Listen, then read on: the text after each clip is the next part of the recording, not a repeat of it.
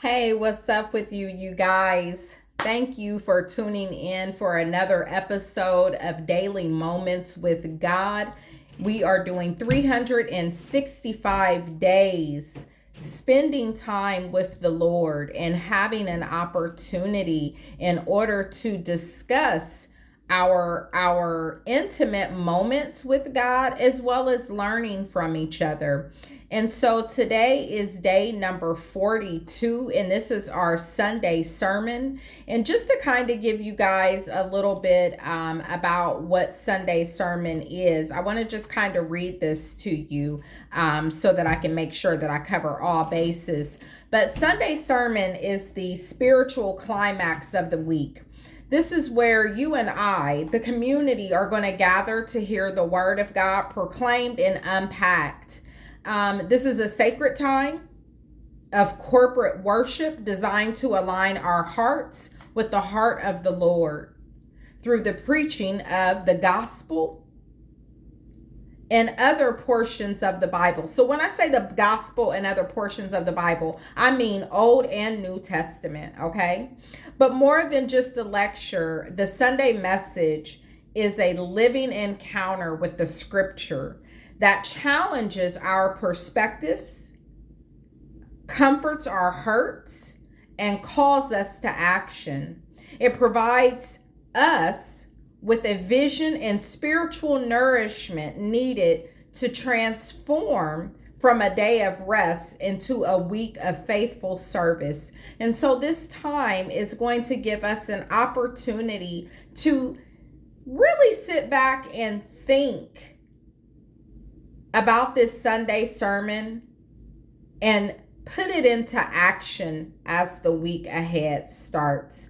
So today, as I mentioned, this is going to be a discussion in regards to the talents. Now, some of you might be like, oh, I know what you're talking about. Okay, and that's what's up. There are some that are not aware. So let's talk about this and let's get perspective, because this was something that Christ was discussing with the disciples in order to get them to have an understanding of the word that was being provided to them. So this is one of the most famous life hacks in the Bible. A talent wasn't just a coin, you guys. In that time, it was like a massive amount of money. Almost like what we would consider today like a life-changing type of inheritance. And so there are three different servants that we are going to be going through and discussing through this time.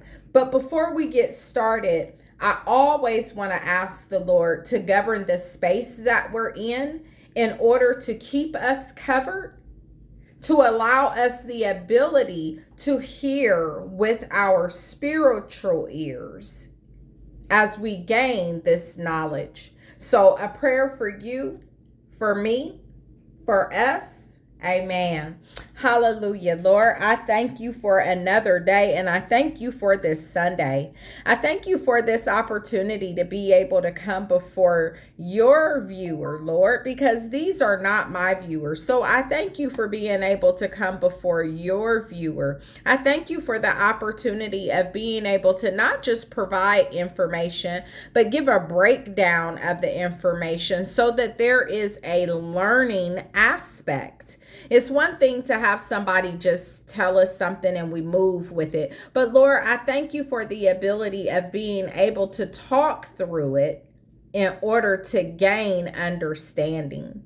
Because this is what your will is for people to truly understand who you are and why you are. So as we go through this moment, Lord, I ask that you continue to cover over me as I teach this information. I thank you for your love. I thank you for your grace. I ask that you continue to look over not just my family, but the family of this viewer. And through Jesus' name, I always humbly pray. Amen. All right, you guys. So let's go ahead and let's talk about the servants. Let's talk about the talents.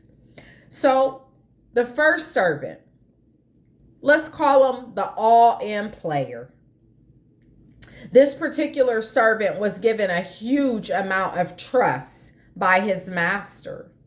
He was given 5 talents. Okay, so remember, a talent is worth a lot. So imagine being given 5 talents. The thing is, this servant, he didn't sit around and he didn't spend it on himself, go out and buy him a Birkin bag or anything like that. But he got to work immediately. And what he had been given, he doubled. So when the master got back, he didn't just say thanks. He gave that servant a promotion. See, this shows that when you prove you can handle big things, even bigger opportunities will open up for you. And so, being that first servant, I would ask you all, if someone gave you $5,000 to start a business today, what is the first thing that you would do to try to grow that money? A lot of us would already have things lined up. Some of us might sit back and think about it for a while.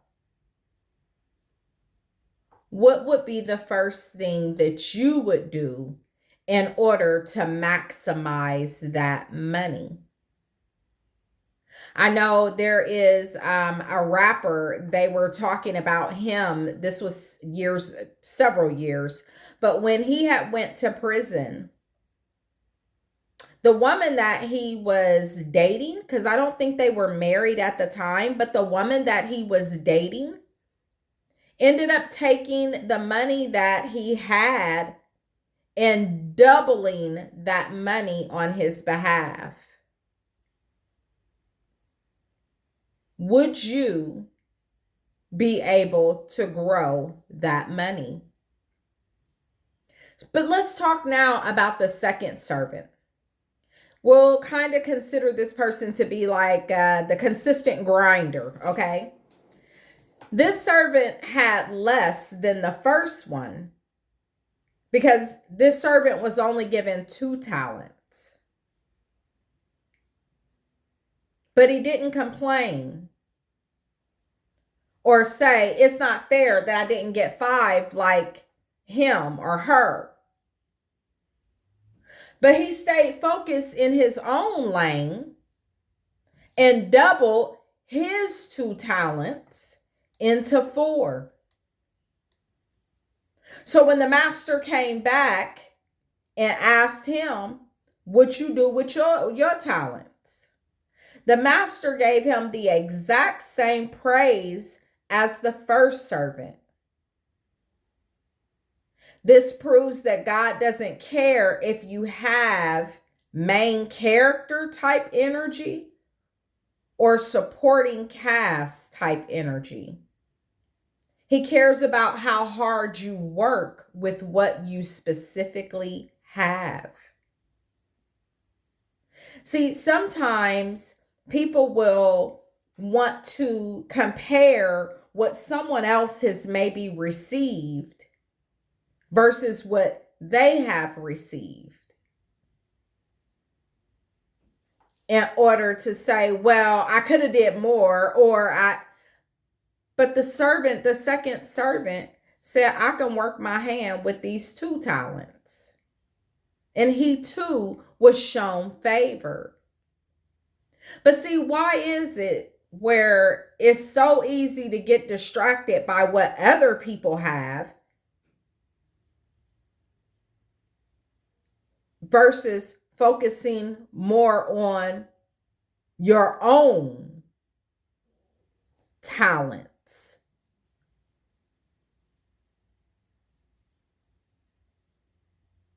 Why do you think that people do that? And these questions that I'm kind of asking you guys, I'm not looking for a response, but these are things I want you to think about. Why do we get so caught up sometimes worrying about what someone else has versus what is in front of us and ours?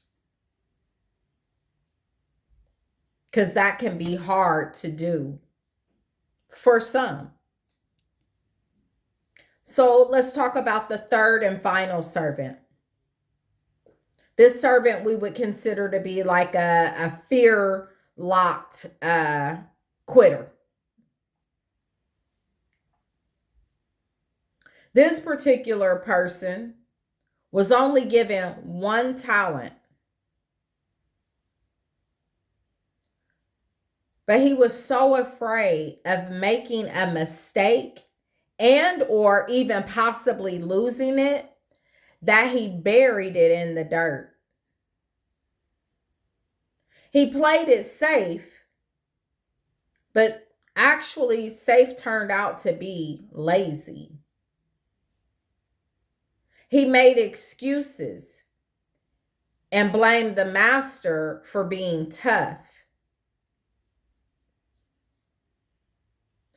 Because he did nothing, he lost everything. And this can be a warning that the biggest risk in life is actually taking no risk at all.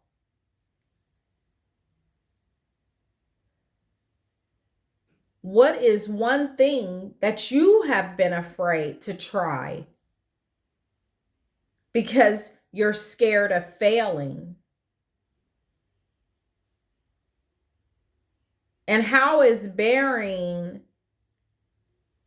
that dream, that initiative, actually hurting you? See, when I read the story of the talent with Jesus, I was a little concerned. I was servant number 2. And I thought, man, maybe servant number 1 hid it because he was afraid of the repercussion of the master for not doing well. And why did he only get 1 talent anyway? Maybe he would have had more drive if he was given more. But see, the third servant showed that even if he might have been given more, would he have successfully flipped it?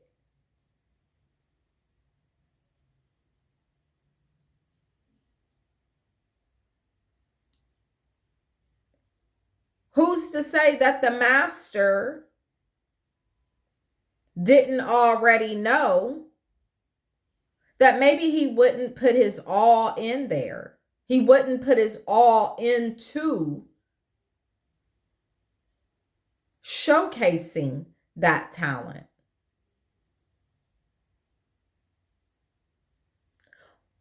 Well,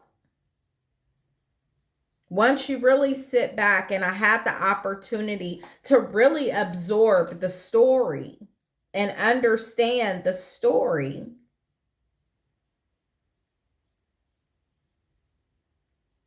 I had to stop thinking like number 2 was. I had to stop worrying about what someone else got. What was I given and what would I do with it? So the final question is, the master in this story represents God. And the talents represent your skill, your time, and your personality. Did you notice that the master didn't ask them to be perfect? He just asked them to be faithful and to try. If you take the opportunity right now and you were to look at your life, what is one talent, a skill, a kind heart, a musical gift, something of the sort that you've been keeping hidden? And how can you start investing it to help others this week?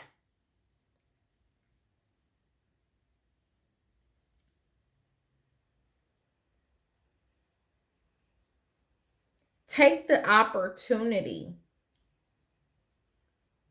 to use the gifts that the Lord has provided for you and use them. Even when you aren't sure, am I on the right track? The Lord will guide you. Step out in faith. Maximize your talent. Because God gives each and every one of us all different gifts. And success isn't about having the most. It's actually about being faithful with what you do have.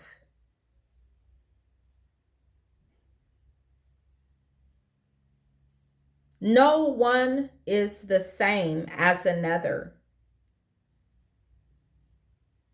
Continue to focus on yourself and growing who you are.